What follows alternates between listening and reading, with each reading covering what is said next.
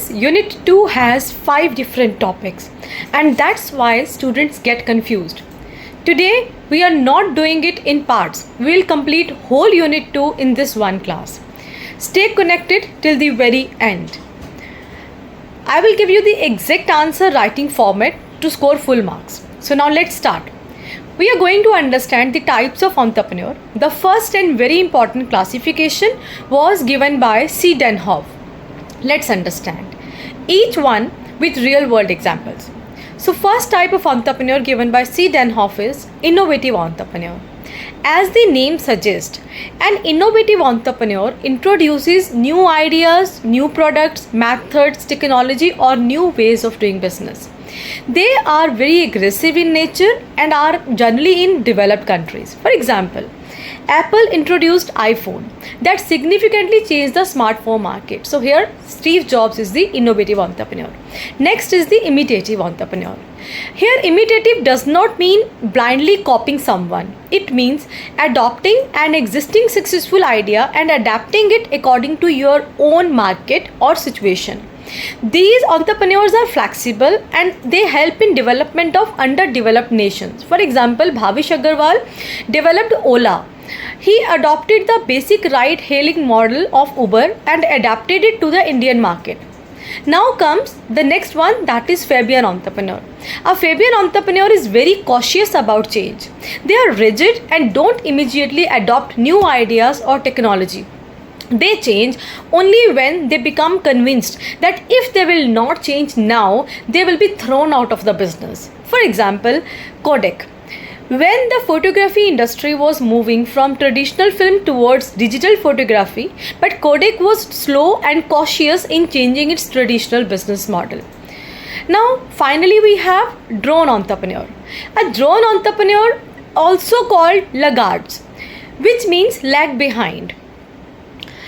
They are extremely resistant to change. They keep on doing business with old traditional methods, even when the market changes and the old method is no longer required. For example, consider a traditional family-run shop in Chandni Chowk in Delhi that has been operating for generations, where the owner refuses to adopt digital payments, online selling because they say, हमारे यहाँ तो हमेशा ऐसे ही business होता है. So then this behavior represents a drone entrepreneur. Now let's look at another classification of entrepreneurs. This time entrepreneurs are classified according to the nature of business. They undertake first. So we have the first entrepreneur, that is a business entrepreneur. A business entrepreneur is someone who develops an idea and establishes a business venture around it. For example, you all know about Cred. Kunal Shah, founder of Cred, identified opportunities in the digital consumer market and created business around those opportunities. Next type of entrepreneur is trading entrepreneur. Trading means buying and selling. So a trading entrepreneur is mainly involved in buying and selling of goods rather than manufacturing them. For example, Reliance Retail. Reliance Retail buys electronics from large producers and sell to consumers in the market. Next is industrial entrepreneur. An industrial entrepreneur is involved in manufacturing. They convert raw material into finished products. And a classic example is Jamshed Tata ji, who established major industrial enterprises and contributed significantly to India's industrial development. Next we have our corporate entrepreneur. A corporate entrepreneur is an employee of the company who gets a brilliant business idea but chooses not to quit their job. Instead, they pitch in their idea to the company, which provides the massive funding and resources to build it from inside.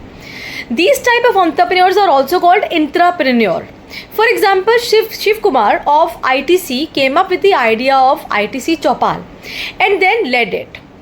Next we have our agricultural entrepreneur. An agricultural entrepreneur is someone who runs a business growing crops or selling farming tools like fertilizers or machines using modern technology to increase profit. A good example is Rajiv Bittu, an Indian engineer who left his job to start commercial farming.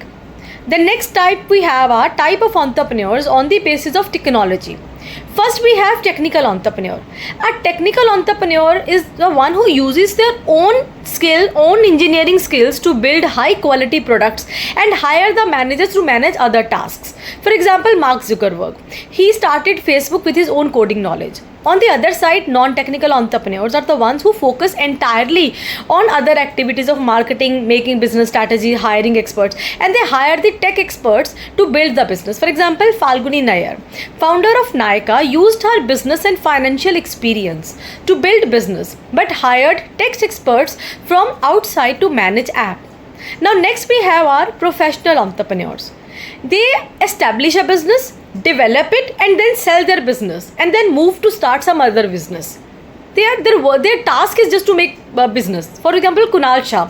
Kunal Shah founded Freecharge, then he sold it to Snapdeal, and after selling it, he started Cred. Next type of entrepreneurs are on the basis of motivation. First are spontaneous entrepreneur. Name suggests spontaneous entrepreneur enters entrepreneurship because of their own desire to be their own boss. They don't necessarily need external pressure to start business. They are self-motivated. For example, Ritesh Agarwal, founder of Oyo, he pursued entrepreneurship at a very young age after identifying an opportunity. He wanted to be his own boss from the starting. Next type is induced entrepreneur. An induced entrepreneur enters entrepreneurship because of their circumstances or support. This can be government incentive or circumstances such as loss of employment or inability to find suitable employment. For example, Anupam Mittal started Shadi.com after losing his job in US. So he is a induced entrepreneur.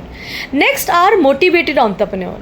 A motivated entrepreneur is a highly ambitious professional who leaves a slow moving job because they are confident their specialized skills can launch a superior, better product. They don't want to work under anybody. They want to use their skill to earn money for themselves. For example, Narayan Murthy, who left his corporate job because of slow growth and founded Infosys. Next are the type of entrepreneurs on the basis of generation. First are first generation entrepreneur. A first generation entrepreneur is the first person in the family to establish a business. For example, Dhirubhai Ambani. He built Reliance himself without any parental support. Then we have second generation entrepreneur. A second generation entrepreneur belongs to a business family and takes forward a business established by the previous generations. For example, Mukesh Ambani, son of Dhirubhai Ambani, took forward the Reliance business. After this, third generation entrepreneur. A third generation entrepreneur belongs to the third generation of a business family. Akash Ambani, son of Mukesh Ambani, represents the third generation of the Ambani business.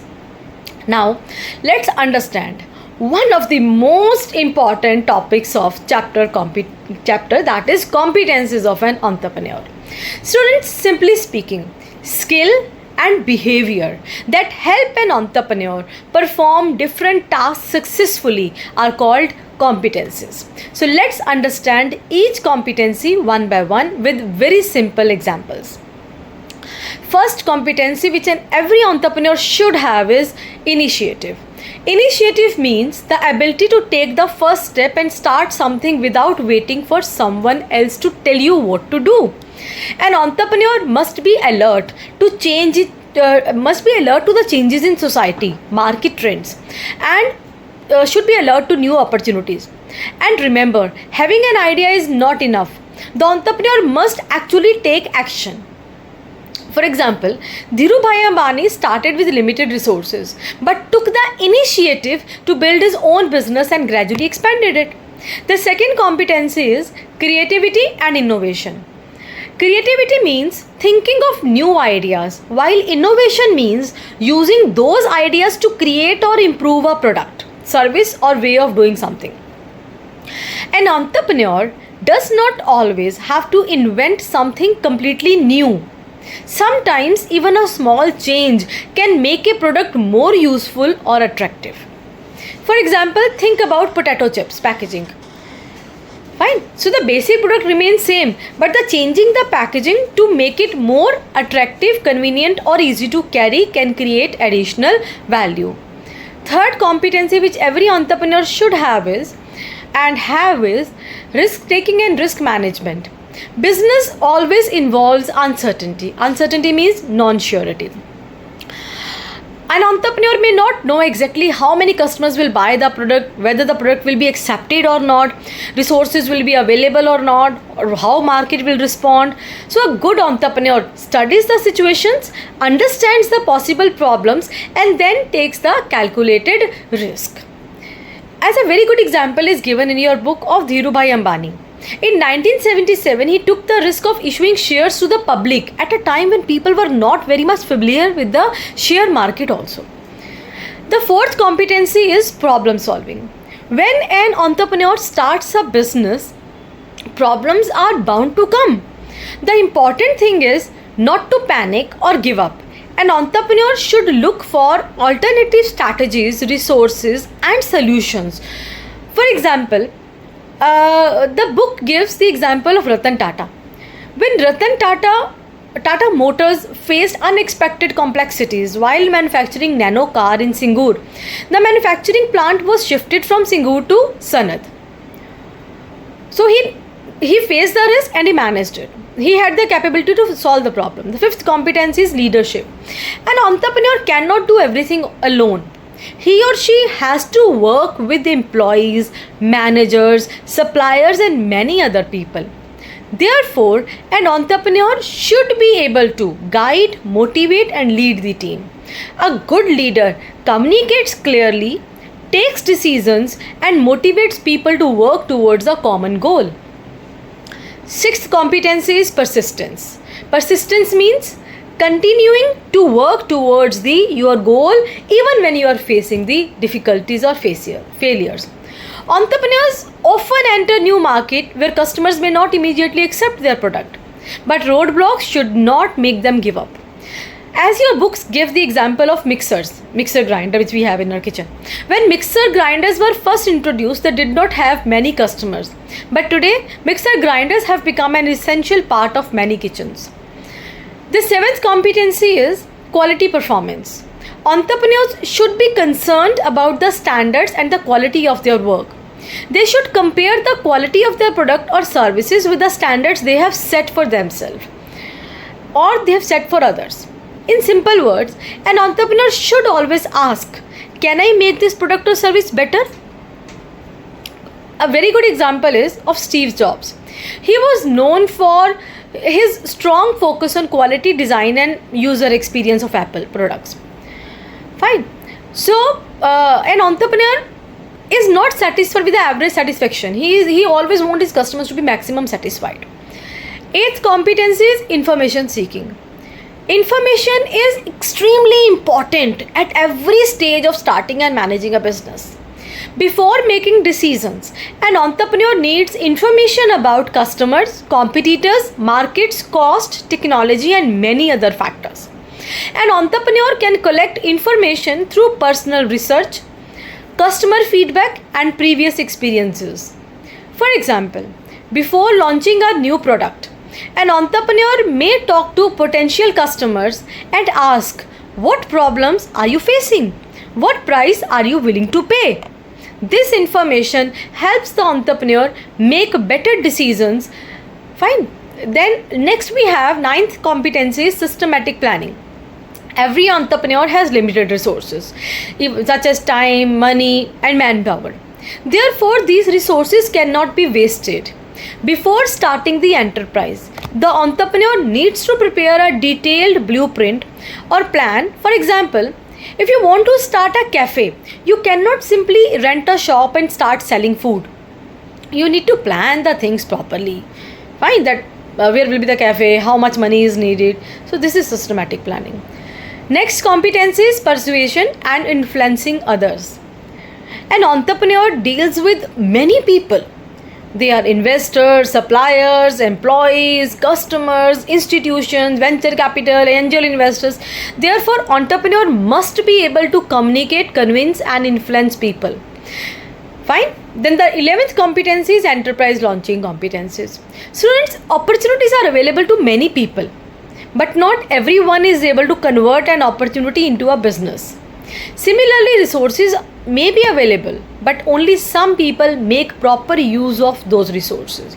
An entrepreneur must be able to identify opportunities and use the available facilities and resources to launch the enterprise. And finally, last competency we have is enterprise management competencies. Starting a business is only the beginning. After launching the enterprise, the entrepreneur has to manage it properly. Whether the enterprise is small or large, management is required. The entrepreneur has to manage important functions such as production, marketing, finance, and other business activities. Topic is business ethics. In simple words, business ethics is the study of how a company behaves. It is a basic framework of rules that tells a business what is right versus what is wrong. When dealing with controversial issues like how they treat workers, protect the environment, and handle their money. Businesses follow them voluntarily just to win the trust and acceptance of the public. Now, if your examiner asks you in exams, explain top 5 ethical standards every entrepreneur must follow to build a clean, respected brand. So let's discuss them in detail. First is, entrepreneurs should never cheat their customers. They should always give high quality goods in the exact amount they paid for. Second ethical standard is, entrepreneur has to make sure their factories are not dumping toxic waste or harming nature. Third, they have to pay their workers a fair salary that respects their hard work. Fourth is, they should not use child labor anywhere in their factories. And last one is, entrepreneurs should use natural resources like water, wood, and minerals wisely so they don't run out. Now let's move to the next topic, that is values and core values. Examiner will definitely ask this question in exams. First, meaning of values. Values are the beliefs and principles that guide a person's behavior and help them decide what is right or what is wrong. For example, honesty, truthfulness, hard work. So these are the values. There are 4 core values. First core value is innovation and creativity. An entrepreneur does not simply copy what already exists. They look for a better or different way of doing things. For example, selling shampoo and hair oil in small sachet made these products cheaper, portable, and convenient for customers. Second core value which every entrepreneur should have is independence or ownership, self-reliance. Entrepreneurs like to take ownership of their decisions and build something of their own rather than depend completely on others. For example, a person who could not clear the IAS exams started a coaching institute, turning his setback into his own successful venture. Third core value of every entrepreneur is respect for work. Entrepreneurs understand that success does not come overnight. They are ready to put in consistent effort to achieve their goals. For example, Dhirubhai Ambani started with limited resources but built a huge business empire through persistent hard work. Fourth core value for outstanding performance, that entrepreneurs are not satisfied with average performance. They continuously try to improve the quality of their products and work. Here we have an example of Steve Jobs. Steve Jobs focused intensely on the design and packaging of Apple products because he wanted every detail to reflect outstanding performance. Now let's move to the next topic, that's attitude. What's the meaning of attitude? Attitude is the way a person feels or thinks about a person, place, thing, situation, or idea. And it influences how they behave. If an entrepreneur has positive attitude towards challenges, they will see problems as opportunities to find solutions. Now let's discuss features of attitude. First feature is attitude affects behavior. Our attitude influences our behavior, so a positive attitude generally leads to positive actions. For example, if an employee has positive attitude towards work, they are more likely to work sincerely and productively. Second is, it is invisible. We cannot see an attitude directly, but we can understand it by observing a person's behavior and actions. For example, if an employee is highly productive and enthusiastic, we can feel that that person has a positive attitude towards their work. Third is, attitudes are acquired, which means we are not born with attitude. We gradually learn it through our experiences from family and from our surroundings. For example, a child who grows up seeing parents helping others may develop a positive attitude towards helping people. Fourth is, attitudes are pervasive, which means attitude can be formed towards almost anything and everything. It can be formed towards almost anything in our surroundings, such as people, product, religion, politics, and countries. For example, a person may have a positive attitude towards online shopping but a negative attitude towards crowded markets. Now let's understand from where a person gets his attitude. That's the topic, is sources of attitude. We are not born with attitude, we get it. So first source of attitude is direct personal experience. Our own experiences with a person, product, job or situation strongly influence our attitude. For example, if an employee has helpful supervisor and supportive colleagues, they are likely to develop a positive attitude towards their work. Second source is group association. The kind of people we sit with, the kind of people we work with, the groups we belong to, such as family, friends, workplace or cultural groups, can influence our attitude. For example, if a person's friends regularly use and recommend a particular brand, the person itself will get positive attitude towards that brand. Third source of attitude is influential others. We have respect for certain experts, celebrities, teachers or opinion leaders. They can influence or change our attitude towards things. For example, when a popular athlete promotes a particular sports shoe brand, then their followers may develop a positive attitude towards that brand itself. Now let's move to the next topic, that is attitude. What kind of attitude an entrepreneur should have? So here comes the essential attitudes of an entrepreneur.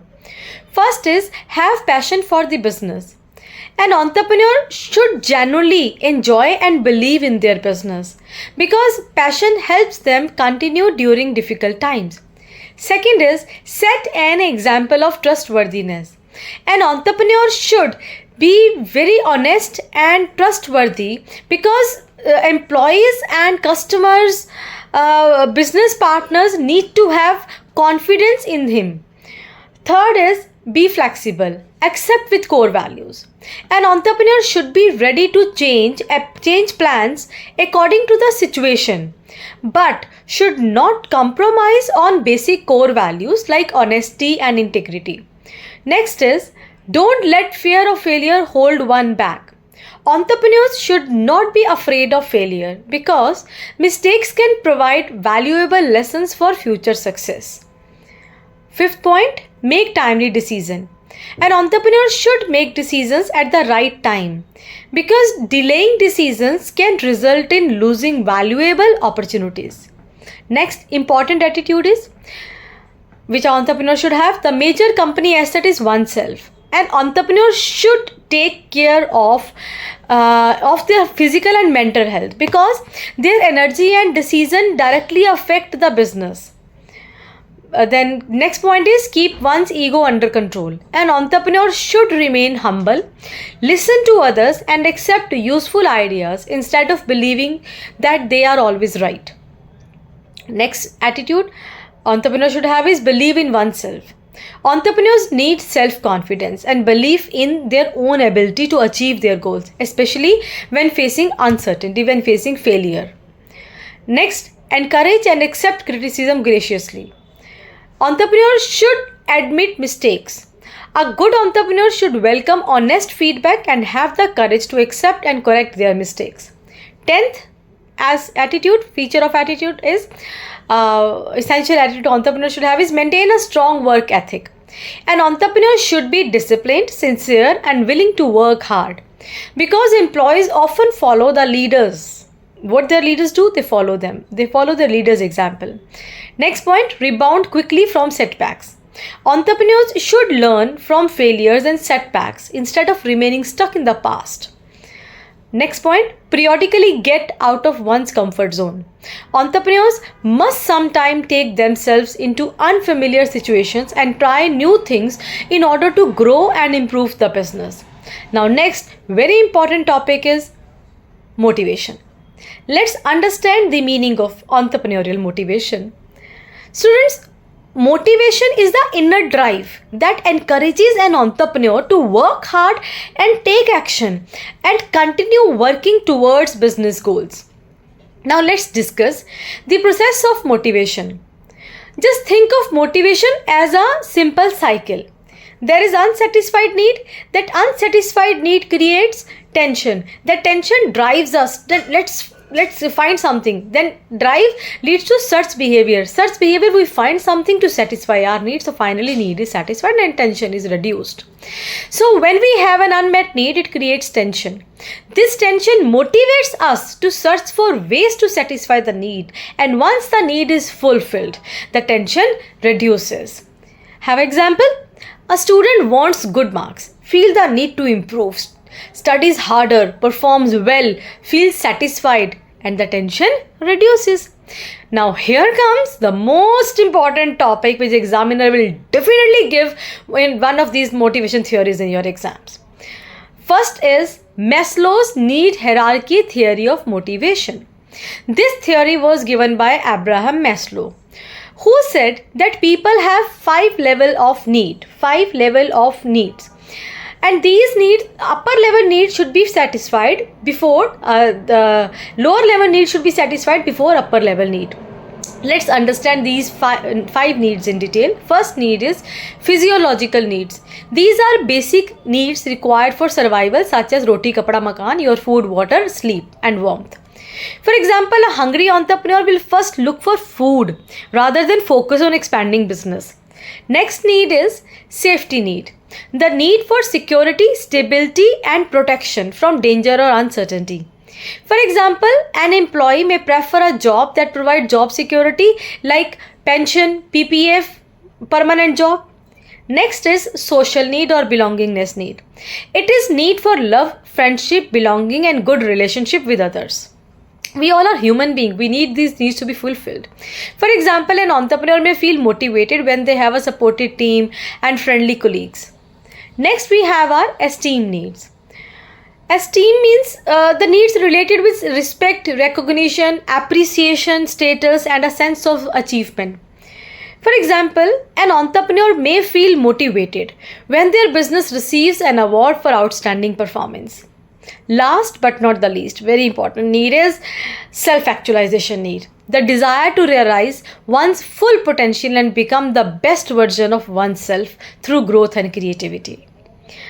For example, an entrepreneur who has already achieved financial success may start working on innovative ideas simply to create something meaningful and realize their potential. Students, you have to learn all the needs of Maslow theory in the same sequence. Other motivation theory is given by David McClelland. David McClelland said that people are mainly motivated by three needs: achievement, affiliation, and power. First need is need for achievement. That is, the desire to achieve challenging goals, solve problems, and succeed. For example, an entrepreneur sets a target to increase sales by 30% and works hard to achieve it. Next need is need for affiliation. That means entrepreneurs desire to belong to a group, build relationship, and work well with others. For example, an entrepreneur enjoys teamwork, meeting people, and building strong relationship with employees and business partners. Next is need for power. The desire to influence, control, or have an impact on other people. An entrepreneur wants to lead a large team and influence the market through their business decisions. Fine, this is your McClelland. There is only three needs are there. Next topic, very simple. Difference between entrepreneur and employee. First difference is on the basis of motive. Entrepreneur's motive is entrepreneur starts and owns a business to achieve personal goal. His motive is to achieve personal goals. In case of employee, his motive is to work for an enterprise and enterprise started and owned by someone else. What is the status of entrepreneur? Entrepreneur has the status of owner and the employee has the status of service provider or a worker. In case of risk bearing, entrepreneur bears maximum risk, but for employee they generally don't bear any kind of risk. Maximum risk is they may lose their job. Then on the basis of rewards, entrepreneurs earn profit. Fine, but employee, they receive the salary in the form of their reward. Then on the basis of innovation, entrepreneurs create new ideas, new product, and find the way how to produce things. In case of employee, they don't do any kind of innovation, they just implement what entrepreneur has asked them to do. Next difference is on the basis of qualification. Entrepreneurs need qualities such as achievement, motivation, creativity kind of thing, but there is no fixed qualification. But in case of employee, they need specific qualification, educational qualification and skills according to their job. The next final topic, but as important as examiner will ask you to identify this concept. This topic is intrapreneurship. Intra means within, preneurship matlab we all know the meaning of entrepreneurship. So within the organization, entrepreneurship. Intrapreneurship means entrepreneurship within an existing organization, where an employee uses entrepreneurial skills to develop new ideas or projects for company without bearing the risk personally. For example, at Google, employees were encouraged to spend 20% of their time working on projects they believed could benefit the company. Products such as Gmail and Google News originated from this Google Entrepreneurship program only. Let's see the importance of entrepreneurship. Entrepreneurship encourages employees to be creative and innovative while helping the organization. They develop new products and ideas. It also helps companies retain talented employees because employees can turn their ideas into reality without having to leave the organization. So student, this is your whole chapter 2 in this time frame. You can get its notes from the link below. Like and subscribe the video.